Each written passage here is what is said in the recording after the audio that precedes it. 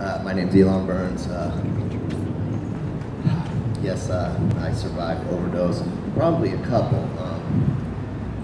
I ended up being a heroin addict, an opiate addict, and the line between, as an opiate addict, as a heroin addict, the line between where we're trying to feel good and death is probably this much. I've had lots of friends die, and I work as a counselor now and had clients die, and I'm sure that before they died, they probably thought they were just did enough, that they just were high and they were just feeling good. I'm going to tell you about my first overdose because that was really before I realized I was an addict, before I'd found heroin, and more gets to the point of how it could happen to anyone. I was in my young 20s, and I was experimenting like a lot of kids did, and at a club, drinking a lot, and right at that point there was this thing, GHB, and someone said it was legal with some herbal ecstasy. Now I wasn't much into ecstasy, but the whole crowd was doing it, so I drank some of that. I remember being at the bar, and I wasn't feeling right, but I didn't want to let myself freak out, and I didn't want anyone to know I wasn't feeling right, so I kind of settled myself down in my head by saying, well, you're in a full bar with everybody who's pretty messed up. No one's going to notice that you're not feeling right. Just maintain. All of a sudden, I noticed that the girl that was standing next to me was looking at me and trying to say, are you okay? And so I said, in the peer, I said, okay, just tell her, okay. People will stop looking at you, and you can go about your way. But for some reason, I couldn't get okay out of my body. Now, that was the last thing I remember until I was in the hospital with, doctors around me and lights, and we have a pulse and, that kind of stuff, which was a little, I was kind of in and out, and it was like, what'd you take, and at the time I couldn't even say what I took because I didn't even know what GHB was at the time. The next thing I know is a few more hours passed, and I woke up and I had a crying mother over my shoulder. Somewhere in those hours, I had been taken home.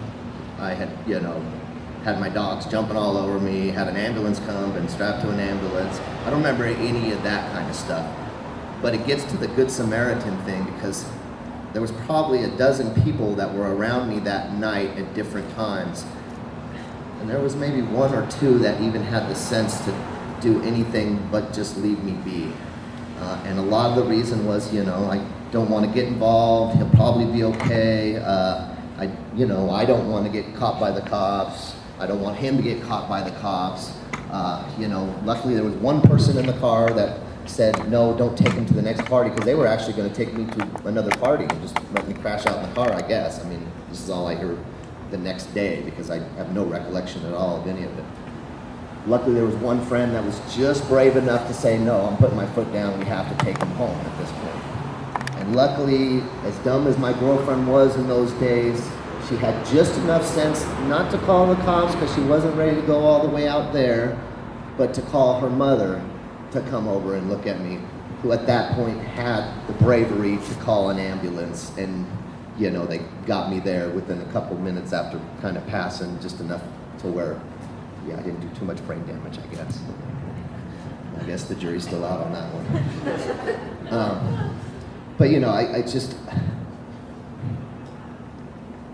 people they hear overdose, and they think it's just some throwaway person that doesn't have anything to offer the world, that's from a bad family, that's broke, that's in and out of prison, that's going to be a dope fiend anyway, that has nothing to add to society. But at the time I was in an upscale club near La Jolla with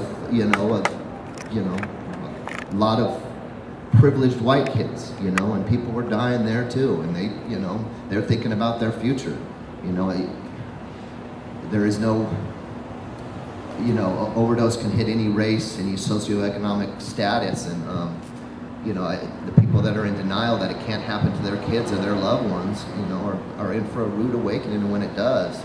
So, yeah. I tell the story to anybody I can. It's the least I can do. I appreciate everyone being here tonight because it's a serious thing. Thank you very much.